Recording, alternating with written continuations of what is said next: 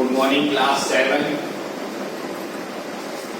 आज हम हिंदी सेकंड का दूसरा लेसन पढ़ेंगे जो हमने वादा किया था उसी के अनुसार।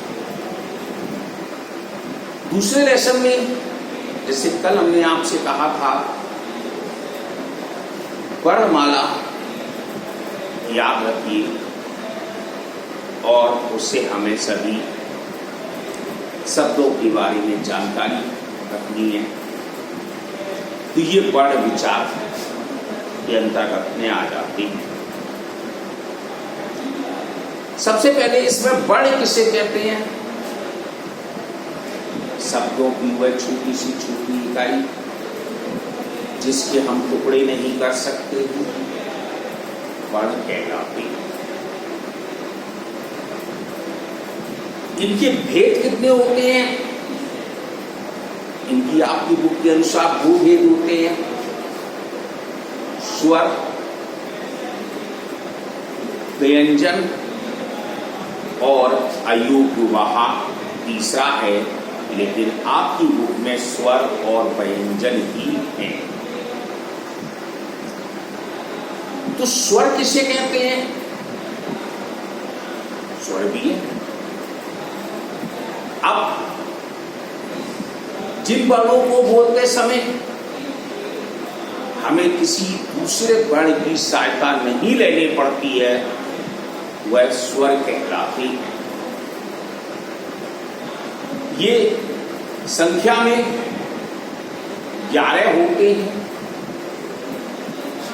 अब कौन कौन से 11 होते हैं तो हमें याद होना चाहिए। छोटा आ, बड़ा आ, छोटी ई, बड़ा ई, छोटा ऊ, बड़ा ऊ, ऋषि, छोटा ए, बड़ा ए, छोटा ओ, बड़ा ओ।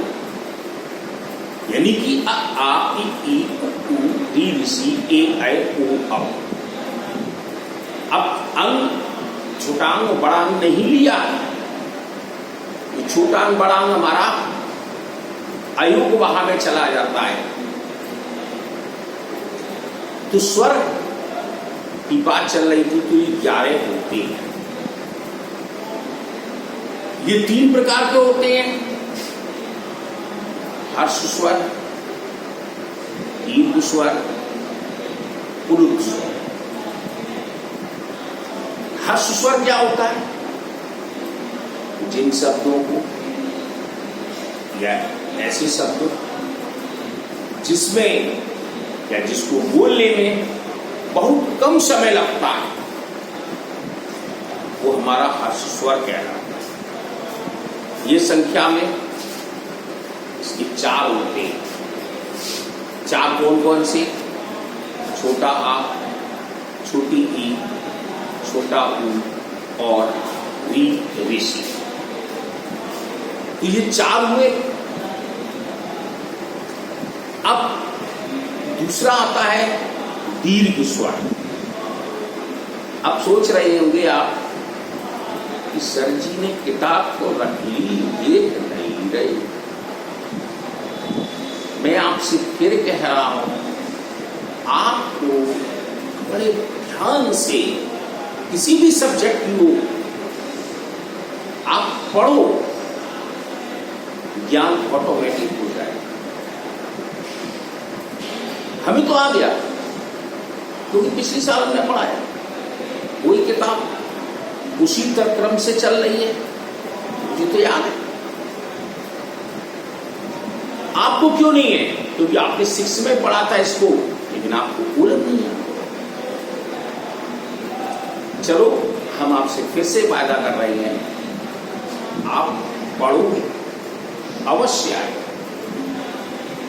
ऐसी बात नहीं है कि आप नहीं पढ़ेंगे नहीं आएंगे। थोड़ा समय लगाओ, क्योंकि जिंदगी में आपका समय इस समय पढ़ाई का है, खेल कूद का नहीं। खेलो, सब काम करो, लेकिन कुछ समय निकालकर पढ़ाई करो। अब हम चल रहे थे दीर्घ स्वर में। दीर्घ स्वर में क्या होता है? जिन वर्णों का उच्चारण करते समय हर्ष स्वर से दुगुना समय लगता है, वो दीर्घ स्वर कहलाते हैं। अब जैसे बड़ा आ, बड़ी ई, बड़ा ऊ, ए, छोटा ए, बड़ा ए, छोटा ओ, बड़ा ओ, तो हम कह सकते हैं आ, ई, ऊ, ए, ऐ, ओ, औ। ये 7 होते हैं, 7। तो इनकी संख्या 7 हुई। अब तीसरा एक और स्वर है पुलुत स्वर। पुलुत स्वर में क्या है? ये हर्ष स्वर से तिगुना समय लगते हैं, लेकिन दीर्घ स्वर से दुगुना समय लगते हैं। तो मतलब इन शब्द को बोलने में हमको ज्यादा समय लगता है, उनको हम पुलुत स्वर कहते हैं। जैसे ओम, तो ये हमारा क्या हो गया? पुलुत स्वर। स्वर को हम 2 रूप में देखते हैं, या कि रूप में हुए या वो में तो होगा। पहला होता है मूल रूप और मात्रा रूप। अब मूल रूप किसे कहते हैं? जो कि जो स्वर, जो शब्द स्वर से स्टार्ट होते हैं, जैसे छोटे या से अनाम, बड़े या से आम आ गया, अनार आ गया, इमली, ईख, उल्लू, ऊन। तो मतलब स्वर से ही स्टार्ट हो रहे हैं, तो ऐसे शब्द हमारे मूल रूप में आ गए। अब मात्रा रूप क्या होता है? इसमें 11 मात्राएं होती हैं, 10 मात्राएं होती हैं इसकी, लेकिन छोटे आ की कोई मात्रा नहीं होती। अब बड़े आ का डंडा लगता है। छोटी की मात्रा आप जानते हैं, बड़ी की जानते हैं, यानी मात्राएं सब जानते हैं। इनको आप बुक में पढ़ लेना अगर नहीं जानते। इसके बाद आता है हमारा व्यंजन। व्यंजन भी देखो, व्यंजन भी हमारे और 3 प्रकार के आगे पढ़ेंगे। पहले इसकी डेफिनेशन, व्यंजन कहते किसे? जिन वर्णों का उच्चारण करते समय हमें स्वर की सहायता लेनी पड़ती है, वो व्यंजन कहलाते हैं। ये भी 3 प्रकार के होते हैं, अंतस्थ व्यंजन, स्पर्श व्यंजन और हमारा।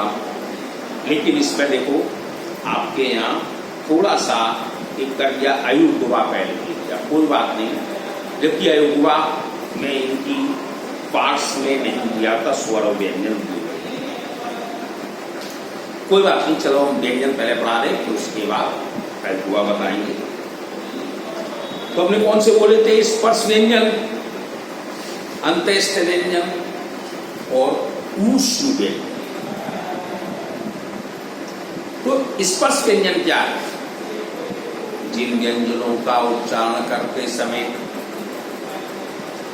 हमारी जीभ जो है अंग मुंह के अलग अलग भागों को स्पर्श करती है, उसको हम स्पर्श व्यंजन कहते हैं। ये 25 होते हैं गिनती में, 25, जिसमें हम कह सकते कावर, चावर, टावर, पावर, या पड़े। क ख ग घ ञ 5 हो गए। च छ ज झ उ 10 हो गए। ट ठ ड ढ ण 15 हो गए। प फ ब भ म और य र ल व। तो हम जब मात्राएं जब हम शब्द को जानते होंगे तो हम लिख सकते हैं। अब दूसरा आता अंतस्थ व्यंजन, यानी कि इन दोनों के बीच में जो शब्द लगता है, ये चार होते हैं। 11 लाभ पढ़ते हैं। जिन व्यंजनों का उच्चारण करते समय जीभ मुंह से किसी भाषा को पूरी तरह स्पर्श नहीं करती है, उसे हम अंतस्थ व्यंजन कहते हैं। तो ये चार 11 लाभ। अब आता है ऊष्म व्यंजन। ऊष्म क्या है? ऊष्मा उत्पन्न करते। तो जिन व्यंजनों का उच्चारण करते समय मुंह में रगड़ होने के कारण ऊष्मा उत्पन्न होती है, उन्हें हम ऊष्म व्यंजन कहते हैं। ये भी हिंदी में चार होते हैं। स, स, ह, स, स, स, ह। सा सरगम, सा षटकोण, सा सपेरा, हा है। अब आपके व्यंजनों में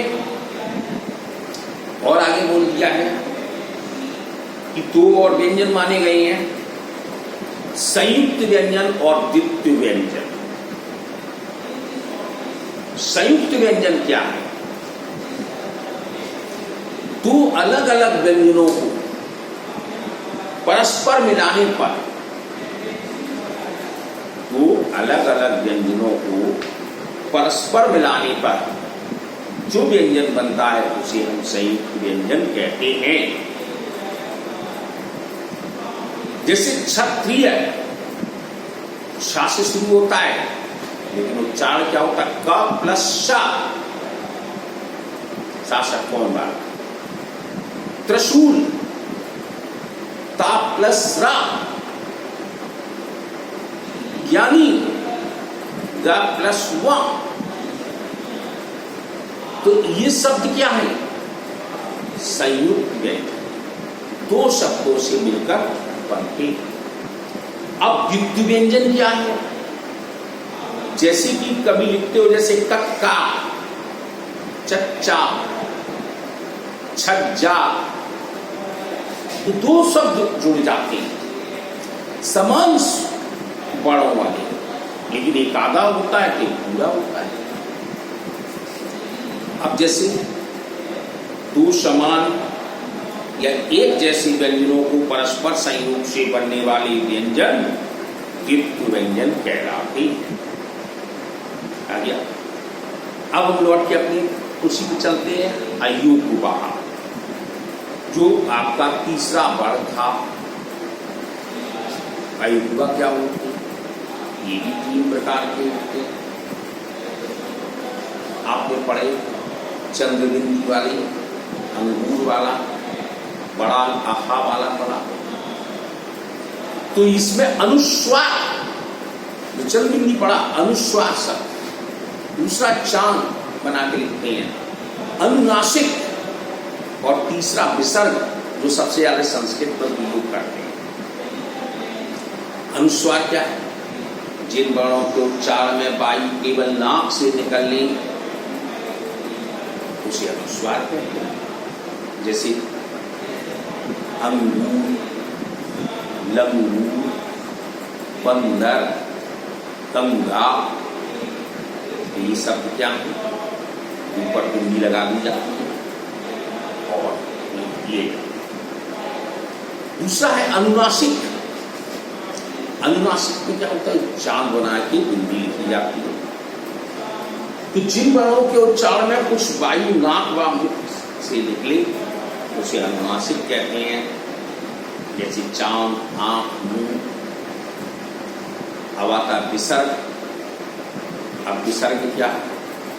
जिन वर्णों का उच्चारण करते समय हा की आवाज निकलती है। जैसे संस्कृत में पढ़ते प्रातः है, तो पढ़ते हो ना, तो ये शब्द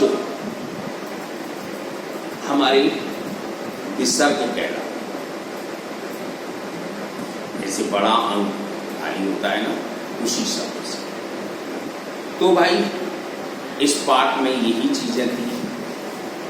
तो इसका सेकंड लेसन मैं आपको कल हो चुका था, लिखा हुआ, तो कल मैंने कहा था मैं पढ़ा दूंगा। तो इस चीज को पढ़ोगे तो ज्ञान अवश्य होगा। मैं आपसे फिर से कहता हूँ, कोई भी सब्जेक्ट हो, जब तक आप पढ़ेंगे नहीं तब तक ज्ञान नहीं आएगा। ओके।